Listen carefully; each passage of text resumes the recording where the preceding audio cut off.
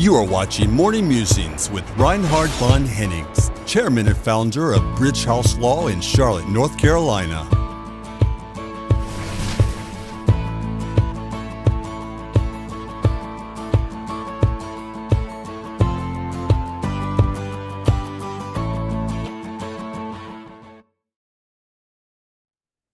How do you preserve digital heritage?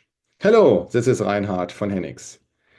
In a world which is rapidly evolving, technology is moving faster and faster, video games have been a part of a global culture. Games played in one part of the world are played shortly thereafter in other parts. It feels like they are traveling around the world on airplanes. A study by the Video Game History Foundation, and yes, I did not know this foundation existed, revealed that 87% of the games released before the year 2010 are no longer commercially available. That's a loss. It's a loss when you can no longer play Mario Kart. It's a loss, but also this loss has potential challenges from a legal landscape as well as from an industry landscape. Innovation, as we all know it, is a lifeblood, not only of the gaming industry. You have advancements in graphics, in storytelling, in interactivity, and all of those push for the new boundaries leaves us with old games which nobody wants to play anymore.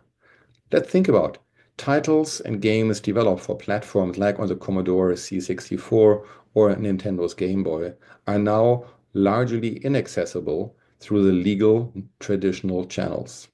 The scarcity underscores the need for solutions if you want to continue to play those games, be it that you're a game enthusiast or be it that you want to play a game to be on memory lane.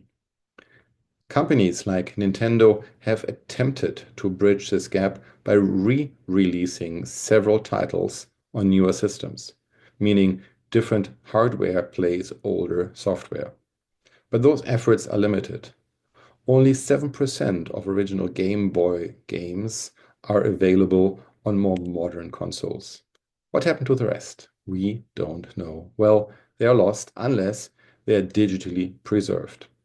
And that's a quest which is ongoing. To preserve classic games has legal complexity. There is the question of intellectual property rights, the licensing agreements, and maybe even regional country restrictions or jurisdictional questions.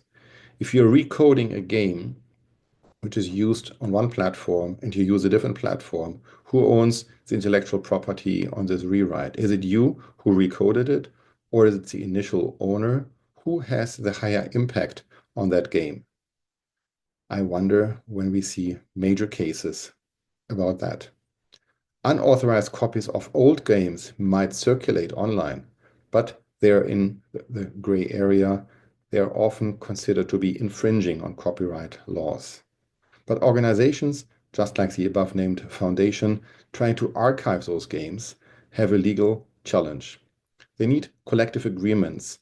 They need collective agreements for libraries to be developed and libraries to be usable, because otherwise libraries don't make sense if they cannot be used. What does it mean for you as a global business person? I mean, if you're in the legal world of gaming, if you are trying to sell games, you know what it means. Be innovative and be fast.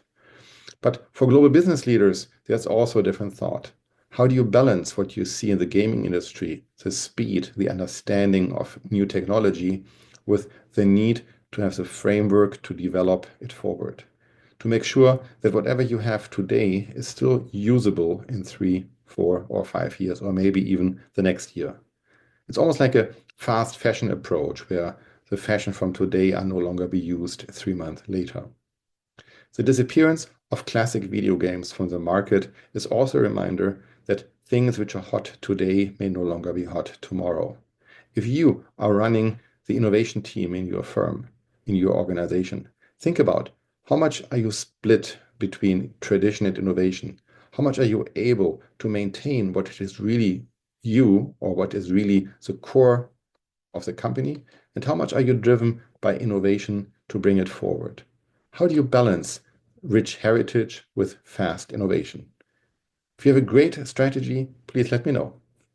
Whether you're a private citizen, an international business leader, or simply someone eager to stay on top of the latest news. This book is a great way to get caught up on the most recent developments in the worlds of international business, tax, politics, and social affairs.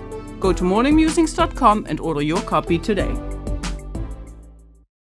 Thank you for joining us today. If you would like more information about Bridge House Law, please visit our website at bridgehouse.law. Before you go, make sure to like this video and subscribe to the channel for more up-to-date content. Bridge House Law, business-minded, client-focused.